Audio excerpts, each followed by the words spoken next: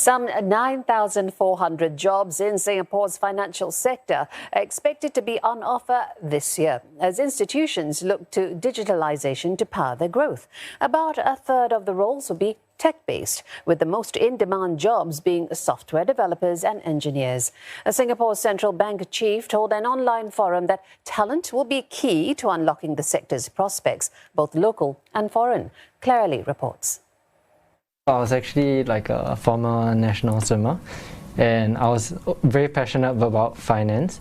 And after that, I decided to move into this space, the fintech space. Mr. Richard Ng is a blockchain developer for a payments platform, lured by the increasing prospects of the technology.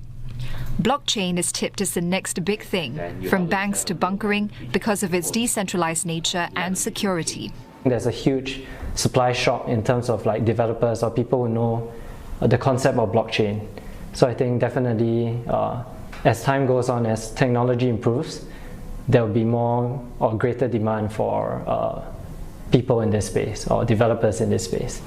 Singapore now has more than 1,400 fintech firms just like this one, and the country is making a name for itself as a good environment for financial innovation. In fact, the industry saw a record high of $3.9 billion in fintech investments last year. Leading players looking to digitalize are also anchoring their operations right here in Singapore. Singapore's financial sector grew 4 times faster than the overall economy throughout the COVID-19 pandemic. Nearly 6,000 new jobs were also created in the last 2 years, and much of it is down to the ongoing digital wave. The sector is expected to continue thriving if it has a future-ready workforce made up of a strong Singaporean core and foreign talent. Welcoming global talent is not a choice, it is a necessity. The financial sector is growing rapidly and creating more jobs than our small local workforce can meet. Our labor market is tightening with unfilled vacancies and rising wages. If we do not remain open to global talent, our financial sector will lose its competitiveness and growth will be subpar. An industry watcher says firms typically hire foreigners and give them short-term output-oriented goals. But there could be a more sustainable solution to workforce woes.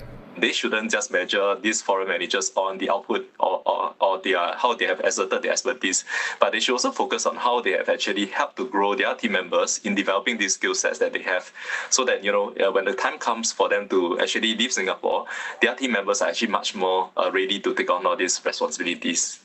Authorities say they are stepping up efforts to grow the Singapore workforce by harnessing polytechnic students, attracting mid-career professionals, and bringing back overseas Singaporeans with talent in finance and technology.